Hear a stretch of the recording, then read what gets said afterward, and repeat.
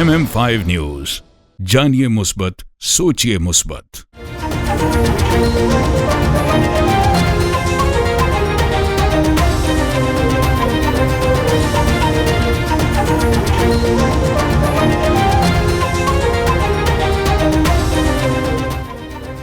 Iran और America के दरमियान तारीखी मुआहदे पर दस्तखत का मकाम तब्दील। ईरान और अमेरिका के दरमियान मफाहमती याददाश्त पर दस्तखत की तकरीब जेनीवा की बजाय अब स्विट्जरलैंड के बर्टन स्टॉक रिसोर्ट में 19 जून को होगी। स्विस वज़ारत ख़ारजा के मुताबिक इस मकाम की तजवीज़ पाकिस्तानी और कतरी सालिसों के साथ साथ अमेरिका और ईरान की जानिब से भी दी गई थी।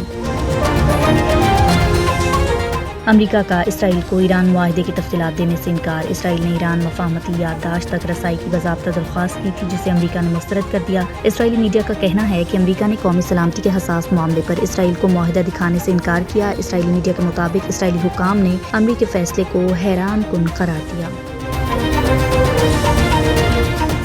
इसराइल को जनूबी लेबनान से अपनी फ़ौजें वापस बुलानी चाहिए। टेलीग्राम पर जारी अपने एक बयान में स्पीकर ईरानी पार्लिमान बाकिर कालिबाफ ने कहा कि उन्होंने अपने लेबनानी हम मनसब से टेलीफोनिक गुफ्तगू के दौरान जोर दिया कि जंग का खात्मा बशमूल लेबनान तमाम महाजों पर होना चाहिए। उनका कहना था कि इसराइल को लेबनान के ज़ेर कब्जा इलाकों से निकल जाना चाहिए ताकि शहरी इज्जत और वक़ार के साथ अपने घरों को वापस लौट सकें।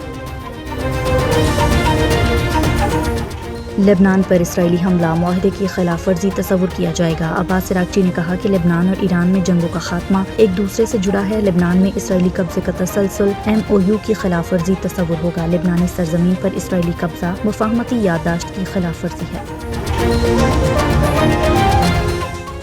इसराइल जनूबी लेबनान पर हमलों से बाज न आया तो फैसला कुन जवाब देंगे। ईरानी फौजी तर्जुमान की जानिब से जारी बयान में कहा गया कि गुज़िश्ता 2 रोज़ के दौरान इसराइली अफवाज ने मुबैना तौर पर जनूबी लेबनान में जंगबंदी की 84 बार खिलाफ वर्जी की है और आम शहरियों को शहीद किया गया, जो खित्ते में कशीदगी में इजाफे का बाइस बन रही है। बयान में मजीद कहा गया कि अमरीकी सदर ट्रंप की जानिब से जंगबंदी या कशीदगी में कमी के दावों के बावजूद ज़मीनी सूरत हाल में कोई बेहतरी नहीं आई।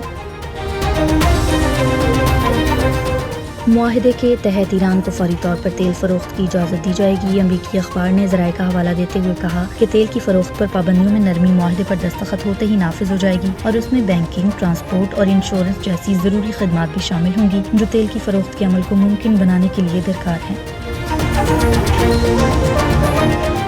प्रोसिक्यूटर जनरल पंजाब ने चकवाल फायरिंग केस को हाई प्रोफाइल केस करार दे दिया। प्रोसिक्यूटर जनरल पंजाब ने चकवाल फायरिंग केस को हाई प्रोफाइल केस करार देते हुए चकवाल केस का मुकम्मल रिकॉर्ड तलब कर लिया। सरबराह CCD पंजाब सुहेल जफर ने चकवाल में मकतूल बच्ची हानिया के नाना के हमरा मीडिया से गुफ्तगू में कहा कि CCD की बतौर इदारा तमाम तर हमदर्दियाँ मुतासिरा फैमिली के साथ हैं। ये एक बड़ा सानिया है। मुतासिरा फैमिली को इंसाफ फराहमी तक मुकम्मल तौर पर उनके साथ हैं।